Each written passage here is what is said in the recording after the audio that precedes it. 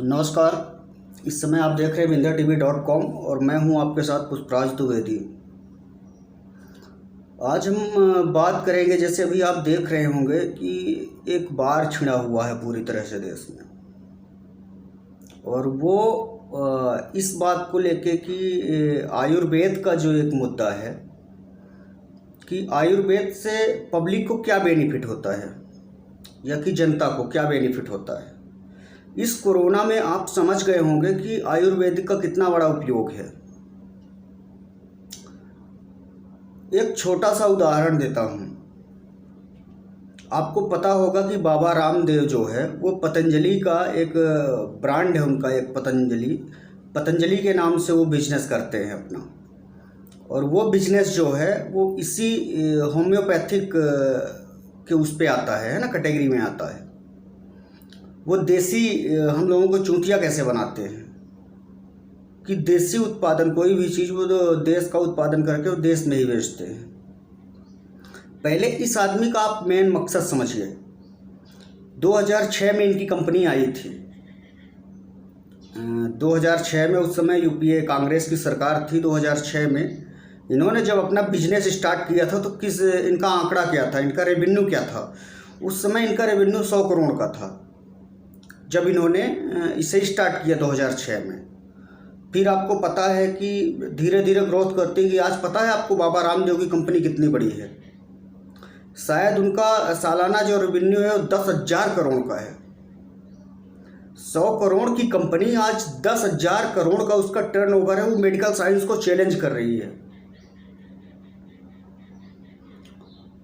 योग अपनी जगह है, योगा अपनी जगह है, ठीक है ना। वो तो व्यक्ति विशेष खुद कर सकता है, जिसे अच्छा लगता है वो करेगा ही।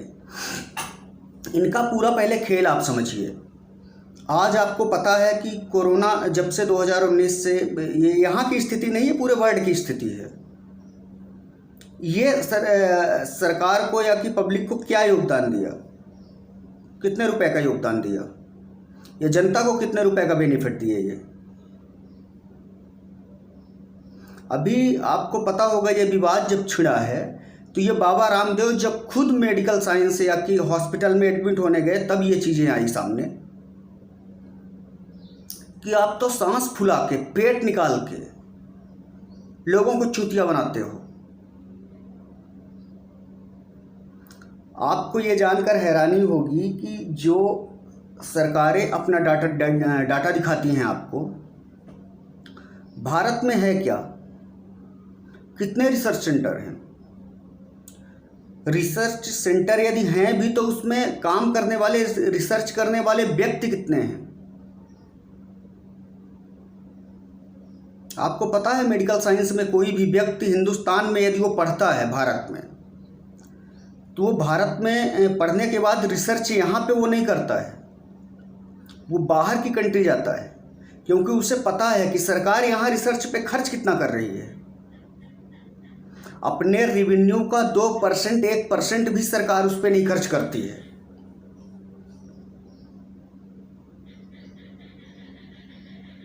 आयुष्मान भारत इन्होंने बनाया,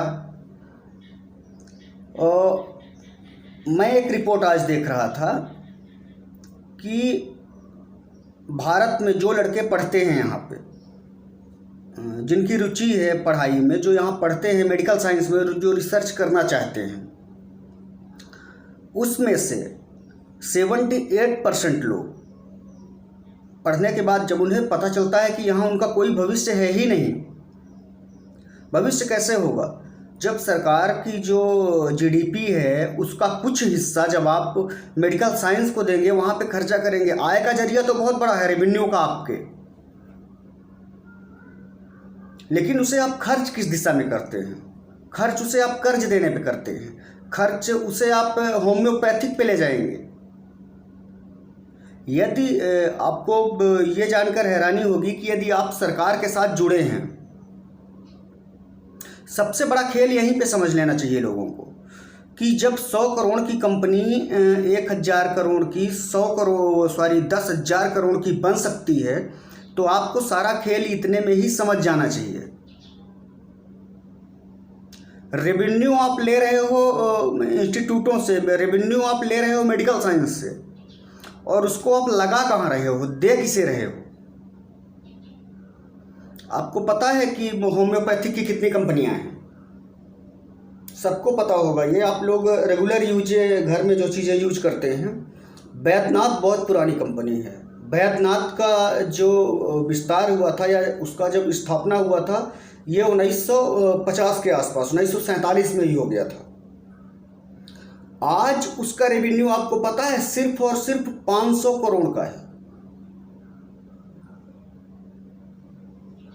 डाबर आप जानते होंगे,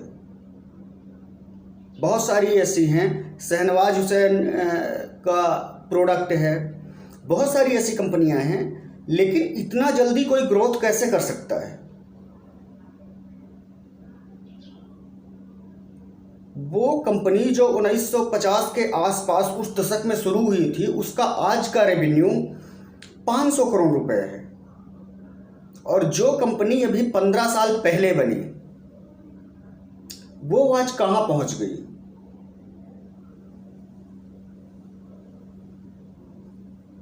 क्यों? क्योंकि वो भारतीय जनता पार्टी के साथ खड़ी रही।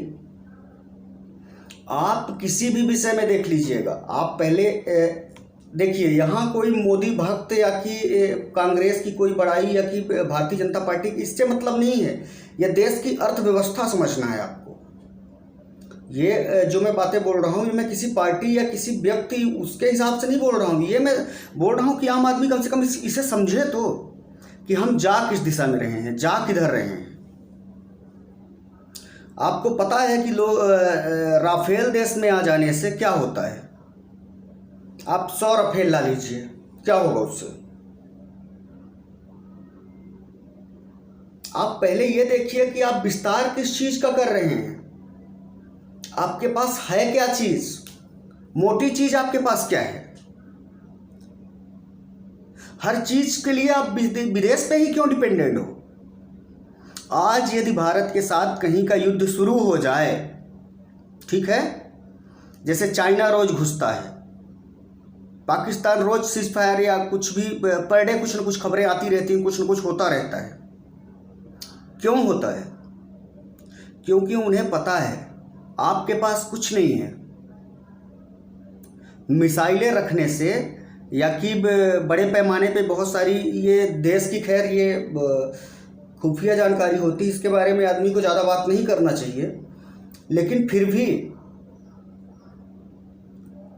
जो गोलियां लगती हैं ना, जो वहाँ पे बंदूकें लेके जो बॉर्डर पे हमारे सिपाही या कि जो जवान खड़े हैं, उन पे जो गोलियां भी उस पे एक एक ये डालते हैं ना, वो भी विदेशों से आती हैं। खुदा न खास्ता किसी दिन जंग छिड़ जाए तो फिर आप माल आपको मिलता कहाँ से है? सामान आपको देता कौन है? आप अमेरिका से लाओगे, आप जर्मनी से लाओगे, आप इजराइल से लाओगे, हर चीज के लिए आप दूसरों पे डिपेंडेंट हो। मैं ये समझाने की बात कर रहा हूं कि आप एक्सपोर्ट, आप बनाते क्या हो? जब आप अपने जीडीपी का एक भी हिस्सा, एक भी प्रतिशत देश की किसी भी चीज में जब रिसर्च सेंटरों में नहीं लगाएंगे या कि उसका बेनिफिट वहाँ तक नहीं पहुँचेगा जो साइंस टेक्नोलॉजी का, जैसे मैंने जिक्र किया, जब लड़कों को पता है कि यहाँ उनका कोई भविष्य नहीं है, उनको पढ़ने निकले के बाद बाहर ही जाना है। 78% लड़के बाहर जा रहे हैं। हिंदुस्तान में कोई ना नौकरी करता, ना ही यहाँ पे पढ़ना चाहता है। वो सब फॉरेन यूनिवर्सिटियों में एडमिशन लेते हैं, वहीं पे पढ़ाई करते हैं, भले वो गरीब घर का जमीन बेच के जाते हैं लोग। सरकारें आके बड़े बड़े पैमाने में चिल्लाने से कुछ नहीं होता, जमीन पे करने से होता है।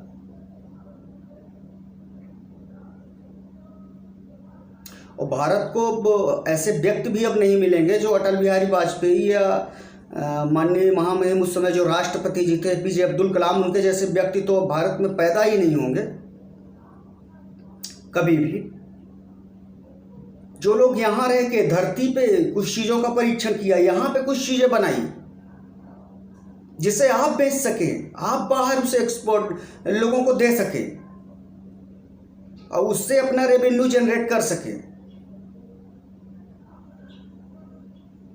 आप तो हर चीज के लिए, जब आपको एक छोटी सी चीज के लिए दूसरों के आश्रय पे आप बैठे हुए हैं और खुदा ना खास्ता किसी दिन उसने मना कर दिया कि मैं नहीं दूंगा, मैं भारत को सप्लाई नहीं दूंगा, उस दिन आप क्या करेंगे? आप कहां जाएंगे? किसके पास जाएंगे?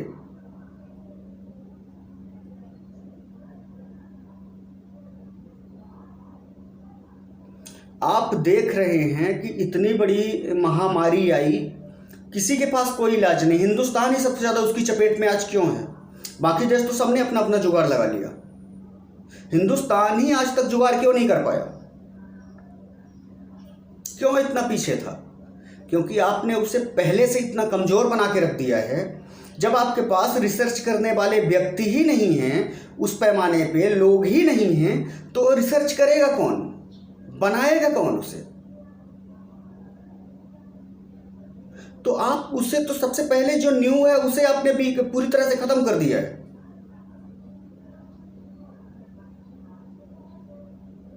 शिक्षा का स्तर, आपको पता है अमेरिका वगैरह में क्या होता है? यहाँ जो कॉलेज में जो प्रोफेसर हैं जो 1 लाख रुपए सैलरी लेते हैं, 2 लाख रुपए सैलरी लेते हैं, वहां पे ऐसा सिस्टम नहीं है भैया। वहां पे पहले नीचे का स्ट्रक्चर मजबूत करते हैं। यहाँ जो 50,000 रुपए लेता है उसको काका काका नहीं आता है।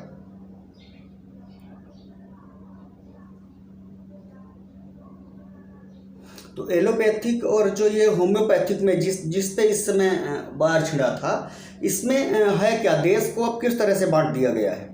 आर्थिक स्थिति आपको सबको पता है कि हमारे यहाँ राजनीति भी या कि समाज भी हर जगह आर्थिक स्थिति पे बटा हुआ है। गरीब का एक अलग चलन होता है, एक अलग उसकी ज़िंदगी होती है, और अमीर आदमी की एक अलग ज़िंदगी होती है ना? ये खुली किताब है। मेडिकल साइंस कैसे लूटता है आपको, अब इसके बारे में बात करते हैं। मेडिकल साइंस एक ही आदमी को पकड़ता है, एक व्यक्ति को पकड़ेगा, उससे वो पता है कितनी मोटी रकम कमाएगा। कम से कम नहीं तो 10 से 20 लाख रुपए वो एक आदमी से कमाएगा। इस कोरोना महामारी में भी ऐसा ही हुआ। जो बड़े लोग हैं, जिनको पता है कि जब हॉस्टल में एडमिट होते हैं तो लोग समझ जाते हैं कि ये आदमी किस लेवल का है। जब वो एडमिट हुआ तो वो समझ गए कि ये इस कैटेगरी का आदमी है, तो उसको किस तरह से लूटेंगे?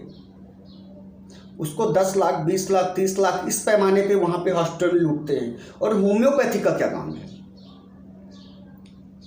जो ये पतंजलि या कि जो ये बाबा जैसे, इसके कानू के जैसे लोग जो बिजनेस फैला रहे हैं, इस पे क्या आपको, ये लोग क्या करते हैं कि ये टेक्निकल, ये ज़मीन से जुड़े हुए व्यक्ति हैं, इनको पता है क्योंकि ये नीचे से गए हैं, इन्हें पता है कि लोगों को कैसे लूटना है।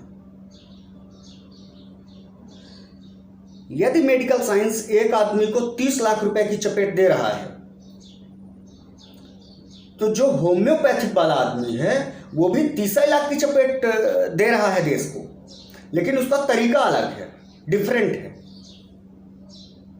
वो पर व्यक्ति 30 रुपए करके चूस रहा है, वो 30 लाख को चूस रहा है। जब वो 30 लाख को चूसेगा तो डायरेक्ट वो 3 करोड़ रुपए मार रहा है। मेडिकल साइंस तो कम से कम 30 लाख रुपए में आपको छोड़ दे रही है, लेकिन ये क्या कर रहे हैं? होम्योपैथिक वाले किस पैमाने पे लूट कर रहे हैं? ये जानते हैं मेडिकल साइंस एक इंजेक्शन तैयार करेगा, 100 रुपए का तैयार करेगा, क्योंकि उस पर बहुत सारी चीज़ें लगती हैं, रिसर्च होता है, बहुत सारी मेहनत लगती है लोगों की। तो अच्छा, जो पढ़ लिख के गए हैं, इतना बड़ा खर्चा किए होंगे वो, तो उनको ये समझ में आएगा कि वाकई इस इंजेक्शन की कीमत 1000 हो सकती है। लेकिन होम्योपैथिक वहाँ पे आपको डिफरेंट, उल्टा आपको पढ़ाएगा। उल्टा कैसे पढ़ाएगा कि वो, उसको पता है कि 1000 रुपये का वो इंजेक्शन है, उस इंजेक्शन को आपको 1 रुपये में देगा, और 1 रुपये में दे के 1000 आदमी को वो देगा। और जब 1 रुपये में देगा तो आप 1000 आदमी उस चीज़ को आराम से ले सकते हो, ले लोगे। लूट उधर भी हो रही है, लूट इधर भी हो रही है। लेकिन यहाँ सबसे जो मोटी चीज़ें हैं वो ये हैं कि इसमें यदि आप सत्ता से जुड़े हुए व्यक्ति हैं, ये चीज़ें सरकारों को क्यों नहीं समझ में आती है। बाबा रामदेव, उसको कन्वा को ये लोग स्टेज में बैठा के और उसको वो करवाते हैं, स्टेज उसके साथ साझा करते हैं। माननीय प्रधानमंत्री जैसे लोग प्रमोट करते हैं, उनसे एक धंधा चलवाते हैं। कोई आदमी ऐसे ही 100 करोड़ का बिजनेस नहीं कर लेता है, उसमें संरक्षण होता है सरकार का। यदि सरकार का संरक्षण ना होता तो आप सोचिए कि जो 1950 में जो कंपनियां चालू हुई थी, डाबर वगैरह और ये आपकी बैद्यनाथ वगैरह, वो आज 500 करोड़ में क्यों सिमटी हैं? क्योंकि उन्होंने सरकार के साथ कोई एग्रीमेंट साइन नहीं किया है कि हमारा जितना रेवेन्यू बढ़ेगा हम उतना ही आगे निकलेंगे, उसमें आपका जो शेयर है वो आपको मिलेगा। ऐसा नहीं है उन पे। वो जो चीज़ बेचेंगे, ओरिजिनल बेचेंगे, डुप्लीकेट मुझे उससे मतलब नहीं है, ना ही मुझे पता है क्या बेचते हैं वो, लेकिन वो सरकार के साथ एग्रीमेंट साइन नहीं किए हैं। तो सबसे पहले तो आपको ये समझना होगा कि सरकार ही पूरी तरह से आप लोगों को चूतिया, पब्लिक को गुमराह कर रही है।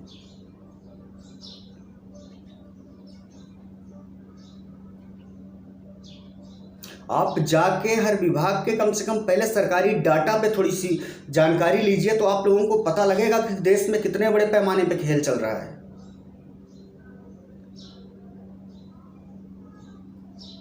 हम आप कहाँ पे मजबूत हैं? दूरसंचार की जो क्रांति है वो आज की नहीं है। जो ये राफेल जो आपको दिखाया जाता है कि ये चीज़ें ये आज की नहीं हैं। इसके पहले भी राजीव गांधी प्रधानमंत्री थे, तो उस समय उन्होंने, जो आपने देखा होगा कारगिल में जो चीज़ें इस्तेमाल हुई थी वो सब राजीव गांधी की लाई हुई थी, जो उस दिन काम आई थी जब कारगिल वार हुआ था। वही MiG-21, मिराज वगैरह जिनका आप नाम सुनते होंगे, उस समय भी बहुत बड़े लांछन लगे थे राजीव गांधी के ऊपर कि वो मिराज पे या कि इन जो चीज़ें ये जो खरीद रहे हैं उस पर बहुत बड़ा घोटाला कर रहे हैं। उसी तरह मोदी जी के ऊपर भी लगी कि राफेल में इन्होंने बहुत बड़ा घोटाला किए हैं। वो चीज़ें अपनी जगह हैं, वो सरकार है, सरकार को पता है कि आलोचना होगी तभी वो आगे बढ़ेगा। सबको पता है कि सरकारों के ऊपर पक्ष विपक्ष होता है, आलोचनाएं उनकी होती ही रहती हैं, लेकिन उन चीज़ों की मैं बात नहीं कर रहा हूँ। मैं ज़मीन के स्तर की बात कर रहा हूँ यार, कि जब आप अपने GDP का 1-2%, 4% भी अपने देश की तरक्की में नहीं लगाओगे, किसी भी चीज़ के रिसर्च पे नहीं डालोगे, तो आखिर होगा कैसे? लोग जुड़ेंगे कैसे? और जब लोग नहीं जुड़ेंगे, जब आप ये ऐसा काम नहीं करेंगे ज़मीन पे, तो उसी तरह आज जो महामारी फैली है उसी का नतीजा है। और कहीं ना कहीं सरकारें विफल है, पूरी तरह से विफल है। जिसको मानना है मानने, जिसको नहीं मानना है वो ना माने, ये वास्तविक है। आप लोग इस चीज़ को समझो कि वो आपको 1 लाख रुपए मेडिकल वाला चूना लगाएगा, वो भी चूना लगा रहा है, और ये चूना ये जानते हैं पब्लिक को। ये तो आपके घर के आंगन में आपको इलाज दे देंगे, ये आके स्टेज में भाषण दे देगा और बोल देगा कि आपके घर के आंगन में आपका इलाज है, कोई भी बीमारी आपको, ये तो बोल देगा कैंसर का इलाज आपके घर पे है।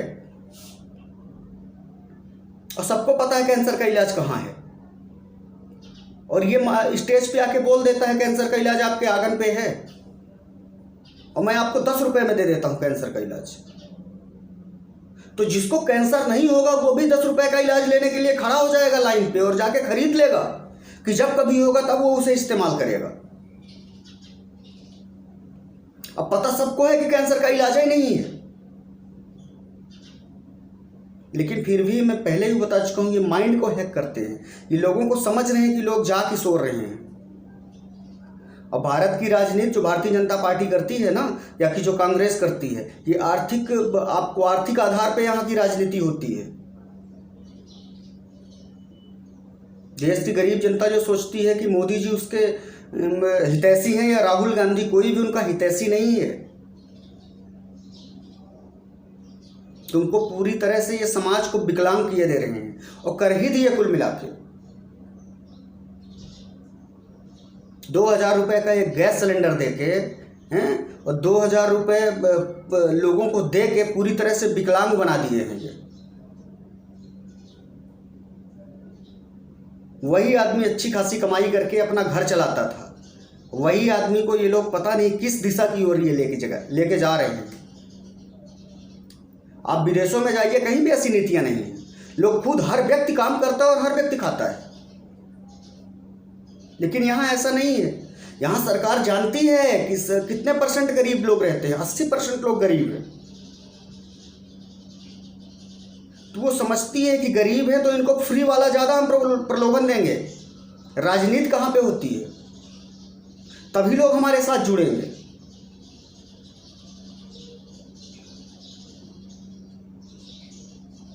मेडिकल साइंस से लोग क्यों नहीं जुड़ना चाह रहे हैं? क्यों लोग आयुर्वेद की तरफ भाग रहे हैं? क्योंकि मैं क्या बताया कि 80% लोग गरीब रहते हैं, और गरीबों को क्या चाहिए?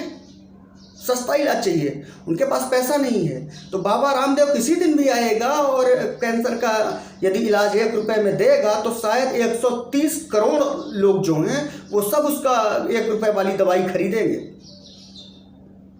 और वो उससे कितनी मोटी रकम वो कमाएगा। 1 रुपये भी 130 करोड़ की आबादी से कमाएगा तो वो कितने करोड़ रुपए कमाएगा, पहले आप ये सोचो। अब मेडिकल साइंस ये चीज़ें करेगी नहीं, क्योंकि वो जान रही है ना उस चीज़ को, उस पर रिसर्च करते हैं, दिमाग लगती है, पढ़े लिखे लोग लगते हैं। ऐसे आने टेढ़े काने लोग नहीं आ जाते हैं। अरे भाई, तू इतना बड़ा विद्वान था तो तू हॉस्पिटल किस लिए एडमिट होने गया था? या तू गौमूत्र से इलाज ले लेता है, गाय के गोबर से इलाज ले लेता है, और तुझे ऐसे ही ज़मीन पे इलाज मिल जाता है, मिट्टी से मिल जाता है, तो तुम हॉस्पिटल किस लिए गए थे?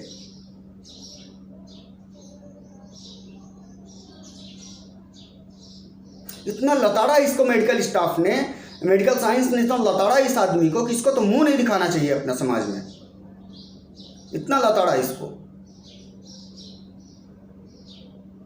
सांस फुला लेने से पेट, ये पता नहीं क्या क्या उटपटांग हरकतें करता रहता है। पैसा आ गया है, सरकार से कर्जा ले लेके आज 10,000 करोड़ की कंपनी खड़ी कर दी।